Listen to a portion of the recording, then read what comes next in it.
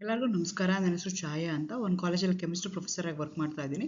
ನನ್ನ ಇಂಟೆನ್ಷನ್ ಏನು ಈ ಚಾನಲ್ನ ಸ್ಟಾರ್ಟ್ ಮಾಡೋದಕ್ಕೆ ಅಂದರೆ, ಸಾಧ್ಯ ಆದಷ್ಟು ಕೆಮಿಸ್ಟ್ರಿ ರಿಲೇಟೆಡ್ ಟಾಪಿಕ್ನ ಸಿಂಪಲ್ ಆಗಿ ಕನ್ನಡದ ಹೇಳುವಂಥ ಪ್ರಯತ್ನ ಮಾಡ್ತೀನಿ. ಕೆಮಿಸ್ಟ್ರಿ ಇಷ್ಟ ಇಲ್ದಿರೋ ಕೆಮಿಸ್ಟ್ರಿ ಕಡೆಗೆ ಸೆಳೆಯುವಂಥ ಪ್ರಯತ್ನ ನಾನು ಚಾನಲ್ ಮುಖಾಂತರ ಮಾಡ್ತಾ ಇದ್ದೀನಿ. ಪರ್ಟಿಕ್ಯುಲರ್ಲಿ ಕನ್ನಡ ಮೀಡಿಯಂ ಹುಡುಗರಿಗೆ, ರೂರಲ್ ಹುಡುಗರಿಗೆ ಹೆಲ್ಪ್ ಆಗಲಿ ಅಂತ ಕೆಮಿಸ್ಟ್ರಿನ ಕನ್ನಡದ ಹೇಳುವಂಥ ಪ್ರಯತ್ನ ನನ್ನ ಚಾನಲ್ ಮುಖಾಂತರ ಮಾಡ್ತಾ ಇದ್ದೀನಿ. ಸದ್ಯಕ್ಕೆ ನೀವೇನಾದ್ರು ರಾಣಿ ಚೆನ್ನಮ್ಮ ಯೂನಿವರ್ಸಿಟಿನಲ್ಲಿ ಓದ್ತಾ ಇದ್ದೀರಾ, ಫೋರ್ತ್ ಸೆಮ್ಮಲ್ಲಿ ಇದ್ದೀರಾ ಅಂತಂದರೆ, ನಿಮಗೆ ಕೆಮಿಸ್ಟ್ರಿನ one of the major subject ಆಗಿ ತೊಗೊಂಡಿದ್ದೀರಾ ಅಂತಂದರೆ ಆಲ್ರೆಡಿ ಗೊತ್ತಿರುತ್ತೆ.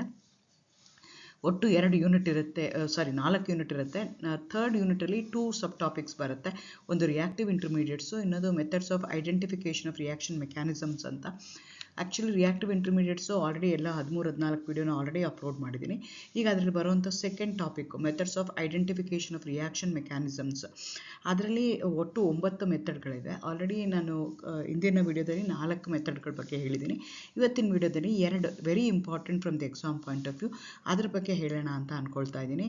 Stereo chemical evidence based on stereo chemistry, ಇದೇ ರಿಯಾಕ್ಷನ್ ಮೆಕ್ಯಾನಿಸಮು ಈ ಪಾತಲ್ಲಿ ಹೋಗ್ತಾ ಇದೆ, ಅದು ಸರಿಯಾದ ಪಾತ ಅಂತ ನಾನು ಅಂದರೆ ಹೇಳೋ ಅಂಥದ್ದು. ಎರಡನೇದು ಐಸೋಟೋಪಿಕ್ ಲೇಬಲಿಂಗ್ ಅಂತ ಕರಿತೀವಿ, ಅಥವಾ ಟ್ರೇಸರ್ ಟೆಕ್ನಿಕ್ ಅಂತ ಹೇಳ್ತೀವಿ. ಸುಮಾರು ಸಲ ಎಕ್ಸಾಮಲ್ಲಿ ಇವೆರಡು ಪಾಯಿಂಟ್ ಬಗ್ಗೆ, ಪರ್ಟಿಕ್ಯುಲರ್ಲಿ ಐಸೋಟೋಪ್ ಲೇಬಲಿಂಗ್ ಬಗ್ಗೆ ತುಂಬ ಕ್ವಶನ್ಸ್ ಕೇಳಿದ್ದಾರೆ. 4 ಮಾರ್ಕ್ ಕೇಳ್ತಾರೆ, 5 ಮಾರ್ಕ್ ಕೇಳ್ತಾರೆ. ಅದನ್ನು ಈ ವಿಡಿಯೋದಲ್ಲಿ ಇನ್ ಡೀಟೇಲ್ ಆಗಿ ಹೇಳೋಣ ಅಂತ ಅಂದ್ಕೊಳ್ತಾ ಇದ್ದೀನಿ. Again welcome to Kenchaya. ನನ್ನ ಚಾನಲ್ನ ಸಬ್ಸ್ಕ್ರೈಬ್ ಮಾಡಿ, ಶೇರ್ ಮಾಡಿ, ಸಪೋರ್ಟ್ ಮಾಡಿ. ಇವತ್ತಿನ ವಿಡಿಯೋದಲ್ಲಿ ಹೇಳೋಣ ಅಂತ ಅಂದ್ಕೊಳ್ತಾ ಇದ್ದೀನಿ. Again welcome to Kenchaya. ನನ್ನ ಚಾನಲ್ನ ಸಬ್ಸ್ಕ್ರೈಬ್ ಮಾಡಿ, ಶೇರ್ ಮಾಡಿ. ಸೊ ನಾನು ನಿಮ್ಗೆ ಹೇಳಿದೆ identification of the reaction mechanism ಅಂತ ಹೇಳ್ತಾ ಇದ್ದೀನಿ. ಹಾಗಾದರೆ ಮೆಕ್ಯಾನಿಸಮ್ ಅಂದರೆ ಏನು? ಈಗ ಯಾವುದೋ ಒಂದು ಕೆಮಿಕಲ್ ರಿಯಾಕ್ಷನ್ ಆಗಬೇಕು ಅಂತಂದರೆ ಅದಕ್ಕೆ ನನಗೆ ಏನೇನು ಇರಬೇಕು? ರಿಯಾಕ್ಟೆಂಟ್ಸ್ ಇರಬೇಕು. ಆ 2 ರಿಯಾಕ್ಟೆಂಟ್ಸ್ಗೆ ನಾನು ಒಂದಕ್ಕೆ ಸಬ್ಸ್ಟ್ರೇಟ್ ಅಂತ ಕರಿತೀನಿ, ಇನ್ನೊಂದಕ್ಕೆ ರಿಯಾಕ್ಟೆಂಟ್ ಅಂತ ಕರಿತೀನಿ. ಆ ಸಬ್ಸ್ಟ್ರೇಟ್ ಏನು ಮಾಡುತ್ತೆ? ರಿಯಾಕ್ಟೆಂಟ್ಗೆ ಹೋಗಿ ಅಟ್ಯಾಕ್ ಮಾಡುತ್ತೆ. ಅವಾಗ ಏನಾಗುತ್ತೆ? ಓಲ್ಡ್ ಬಾಂಡು ಬ್ರೇಕ್ ಆಗುತ್ತೆ, ನ್ಯೂ ಬಾಂಡ್ ಫಾರ್ಮೇಷನ್ ಆಗುತ್ತೆ. ಬಾಂಡ್ ಬ್ರೇಕಿಂಗ್ ಹೆಂಗಾಗ್ಬೋದು? ಹೋಮೋಲೆಟಿಕಲಿ ಆಗ್ಬೋದು, ಇಲ್ಲ ಅಂತಂದರೆ ಎಟ್ರೋಲೆಟಿಕಲಿ ಆಗ್ಬೋದು. ಸೊ ಈ ರೀತಿಯಾಗಿ ಬಾಂಡ್ ಬ್ರೇಕ್ ಆದಾಗ ನಿಮಗೆ ಒಂದು ಶಾರ್ಟ್ ಲೀವ್ ಸ್ಪೀಶೀಸ್ ಬರುತ್ತೆ. ಅದಕ್ಕೆ ನಾವೇನಂತ ಕರಿತೀವಿ? ಇಂಟರ್ಮೀಡಿಯೇಟ್ಸ್ ಅಂತ ಕರಿತೀವಿ. ಅವ್ರದ್ದು ಲೈಫ್ ಸ್ಪ್ಯಾನು ಅದು ತುಂಬ ಕಡಿಮೆ ಇರೋದ್ರಿಂದ, ಹೈಲಿ ರಿಯಾಕ್ಟಿವ್ ಆಗಿರೋದ್ರಿಂದ ಅವಕ್ಕೆ ನಾವು ರಿಯಾಕ್ಟಿವ್ ಇಂಟರ್ಮೀಡಿಯೇಟ್ಸ್ ಅಂತ ಹೇಳ್ತೀವಿ. ಆ reactive intermediate then leads to the formation of product. The entire path, how the old bond has broken. ಯಾವುದು ಸಬ್ಸ್ಟ್ರೇಟ್ ಹೋಗಿ ಹೇಗೆ ರಿಯಾಕ್ಟೆಂಟ್ನ ಅಟ್ಯಾಕ್ ಮಾಡ್ತು, ಅಟ್ಯಾಕ್ ಮಾಡಿದಾಗ ಬಾಂಡ್ ಯಾವ ರೀತಿ ಕ್ಲೀವ್ ಆಯಿತು, ಅದು ಕ್ಲೀವ್ ಆದಾಗ ಯಾವ ರೀತಿ ಇಂಟರ್ಮೀಡಿಯೇಟ್ ಬಂತು, ಆ ಇಂಟರ್ಮೀಡಿಯೇಟ್ ಹೇಗೆ ಪ್ರಾಡಕ್ಟ್ ಆಗಿ ಕನ್ವರ್ಟ್ ಆಯಿತು. Entire path in which how the reactant converted in to products through intermediates. ಆ ಎಂಟೈರ್ ಪಾತ್ಗೆ, ಎಂಟೈರ್ ವೇಗೆ, ಎಂಟೈರ್ ಜರ್ನಿಗೆ ನಾವೇನಂತ ಕರಿತೀವಿ? ಮೆಕ್ಯಾನಿಸಮ್ ಅಂತ ಕರಿತೀವಿ. ಮೆಕ್ಯಾನಿಸಮ್ ನನಗೆ ಅರ್ಥ ಮಾಡಿಕೊಂಡ್ರೆ I can control the product formation ಆಗ್ತಾ ಇರೋದನ್ನ ನಾನು ಯಾಕೆ ಅದೇ ಪ್ರಾಡಕ್ಟ್ ಬರ್ತಾ ಇದೆ ಅಂತ ನಾನು ಅನಲೈಸ್ ಮಾಡ್ಬೋದು.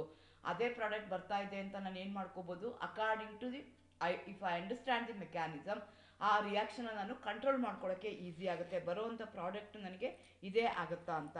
ಹಾಗಾಗಿ ನಾನು ಏನು ಮಾಡಬೇಕಾಗತ್ತೆ ಅಂದರೆ, ಬಂದಿರೋವಂಥ ಪ್ರಾಡಕ್ಟ್ ಮೇಲೆ ಅದರದ್ದು ಮೆಥಡ್ ಯಾವ ರೀತಿ ಆಗಿದೆ, ಮೆಕ್ಯಾನಿಸಮ್ ಯಾವ ರೀತಿ ಆಗಿದೆ, ಅಥವಾ ಬಂದಿರೋವಂಥ ಇಂಟರ್ಮೀಡಿಯೇಟ್ ಏನಿದೆಯಲ್ಲ ಆ ಇಂಟರ್ಮೀಡಿಯೇಟ್ ಮೇಲೆ ನಾನು ಏನು ಮಾಡ್ತಾ ಹೋಗ್ತೀನಿ? ಐಡೆಂಟಿಫಿಕೇಷನ್ ಮಾಡ್ತಾ ಹೋಗ್ತೀನಿ. ಯಾವ ರೀತಿಯಾದಂಥ ಪ್ರಾಡಕ್ಟ್ ಫಾರ್ಮೇಷನ್ ಆಗಿದೆ, ಯಾವ ರೀತಿಯಾದಂಥ ಇಂಟರ್ಮೀಡಿಯೇಟ್ ಫಾರ್ಮೇಷನ್ ಆಗಿದೆ. ಅದರಿಂದ ನಾನು ಏನು ಮಾಡ್ತೀನಿ ಅಂದರೆ, ರಿಯಾಕ್ಷನ್ ಮೆಕ್ಯಾನಿಸಮ್ ಇದು ಇರ್ಬೋದಾ ಅಂತ ಪ್ರಿಡಿಕ್ಟ್ ಮಾಡ್ತೀನಿ, ಕನ್ಫರ್ಮ್ ಮಾಡ್ತೀನಿ. ಸೊ ಬೇರೆ ಬೇರೆ ಮೆಥಡ್ಸ್ ಇದೆ. ನಿಮ್ಮ ಸಿಲೆಬಸ್ ಪ್ರಕಾರ 9 ಮೆಥಡ್ ಹೇಳಿದ್ದಾರೆ. ಆದರೆ ಕೆಲವೊಂದು ಸಲ ಒಂದೇ ಮೆಥಡ್ ಸಾಕಾಗಲ್ಲ. We have to go for more than 1 ಮೆಥಡ್ಗೆ ಹೋಗಬೇಕಾಗತ್ತೆ. ಸೊ ಇವತ್ತಿನ ವಿಡಿಯೋದಲ್ಲಿ ನಾನು stereochemical evidence, isotope labelling ಅದ್ರ ಬಗ್ಗೆ ಹೇಳೋಣ ಅಂತ ಹೇಳ್ತಿದ್ದೀನಿ. ನಾನು ಮುಂಚೆನೇ ಹೇಳ್ದಂಗೆ ಇದ್ರ ಹಿಂದಿನ ವಿಡಿಯೋದಲ್ಲಿ ನಿಮಗೆ product analysis, identification of the product, isolation of the intermediate, detection of the intermediate ಬಗ್ಗೆ ಮಾಡಿದ್ದೀನಿ. ಇನ್ನು ಇವತ್ತಿನ ವಿಡಿಯೋದಲ್ಲಿ 2 ಹೇಳ್ತೀನಿ. ನೆಕ್ಸ್ಟ್ ವಿಡಿಯೋದಲ್ಲಿ ಇನ್ನು 3 ಎಫೆಕ್ಟ್ ಏನಿದೆಯಲ್ಲ ಅದನ್ನು ಹೋಗ್ತೀನಿ.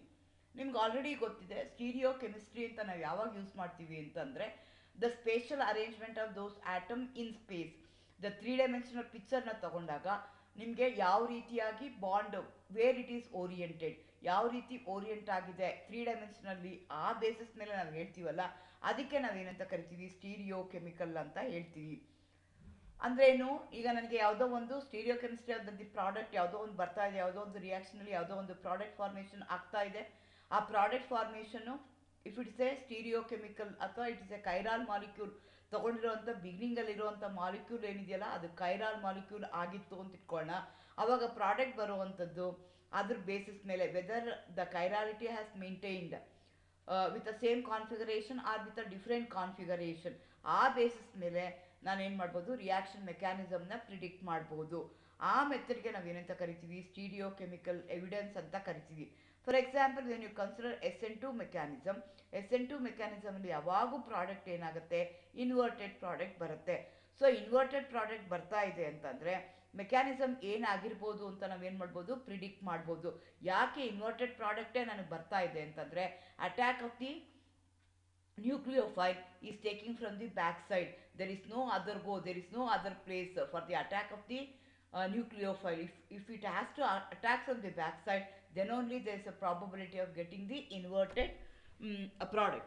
ಹಾಗಾಗಿ ನನಗೆ ಏನಾಗ್ತಿದೆ ಅಂತಂದರೆ, ಇದು ಇನ್ವರ್ಟೆಡ್ ಆಗಿದೆ ಅಂದರೆ ರಿಯಾಕ್ಟ್ ಇದೇ ಇರ್ಬೋದಾ ಅಂತ ನಾನು ಪ್ರಿಡಿಕ್ಟ್ ಮಾಡ್ತೀನಿ. ಸೊ ಒಂದೇ ಒಂದು ಪಾಸಿಬಲ್ ಮೆಥಡ್ ಏನಿದೆ ಅಂದರೆ, ಇಲ್ಲೇನಾಗ್ತಿದೆ, attack of the nucleophile and detach of the nucleophiles taking place simultaneously. ಒಂದು ಕಡೆಯಿಂದ OH ಅಟ್ಯಾಕ್ ಆಗ್ತಿದೆ, ಒಂದು ಕಡೆಯಿಂದ BH ಅಟ್ಯಾಕ್ ಆಗ್ತಿದೆ. OH ಎಲ್ಲಿ ಅಟ್ಯಾಕ್ ಆಗಬೇಕು, only from the back side, because it's a tetrahedral molecule ಇದೆ. There is no other go, ಅದು ಎಲ್ಲಿ ಹೋಗಿ ಎಲ್ಲಿ ಜಾಗ ಎಲ್ಲಿದೆ ಅಂತಂದರೆ it has to attack from the back side. ಹಾಗಾಗಿ ನನಗೆ ಇನ್ ಬಿಟ್ವೀನು ಮೆಕ್ಯಾನಿಸಮಲ್ಲಿ ಏನಾಗಿರ್ಬೋದು ಅಂದರೆ, ಯಾವುದು ಟ್ರಾನ್ಸಿಷನ್ ಸ್ಟೇಟ್ ಬಂದಿರ್ಬೋದು ಅಂತಂದರೆ, ಅಥವಾ ಯಾವುದು ಇಂಟರ್ಮೀಡಿಯೇಟ್ ಬಂದಿದೆ ಅಂದರೆ ಇಂಟರ್ಮೀಡಿಯೇಟು ಈ ರೀತಿ ಆಗಿದೆ. So attach and detachment of the incoming nucleophile and outgoing nucleophile, leaving group ಎರಡೂ ಏನಾಗ್ತಾ ಇದೆ, ಒಂದೇ ಕಡೆಗಿದೆ. There will be a dotted line. ಇದು ಕಂಪ್ಲೀಟಾಗಿ ಅಟ್ಯಾಚ್ ಆಗಿಲ್ಲ, ಇದು ಕಂಪ್ಲೀಟಾಗಿ ಡಿಟ್ಯಾಚ್ ಆಗಿಲ್ಲ, ಈ ರೀತಿ ಆಗುತ್ತೆ. ಕೊನೆಗೆ ಏನಾಗುತ್ತೆ, BR- ಹೊರಗಡೆ ಹೋಗುತ್ತೆ. ದೇರ್ಫೋರ್ ಮೆಕ್ಯಾನಿಸಮ್ ನಾನು ಏನು ಮಾಡ್ಬೋದು, since I am getting the inverted configuration, ನನಗೆ ಸ್ಟಾರ್ಟಿಂಗ್ ಮೆಟೀರಿಯಲ್ ಏನಿದೆಯಲ್ಲ ಅದಕ್ಕೆ ಎಕ್ಸಾಕ್ಟ್ಲಿ ಆಪೋಸಿಟ್ ಕಾನ್ಫಿಗರೇಷನ್ ಬರ್ತಾ ಇದೆ. ಒರಿಜಿನಲ್ ಮಾಲಿಕ್ಯೂಲಲ್ಲಿ ನನಗೆ BR ಎಲ್ಲಿದೆ, left ಸೈಡಲ್ಲಿದೆ.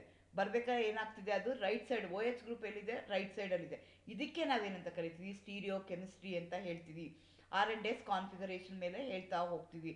So attack of the OH has to be taken place from the back side, then only there is a probability of getting the inverted configuration.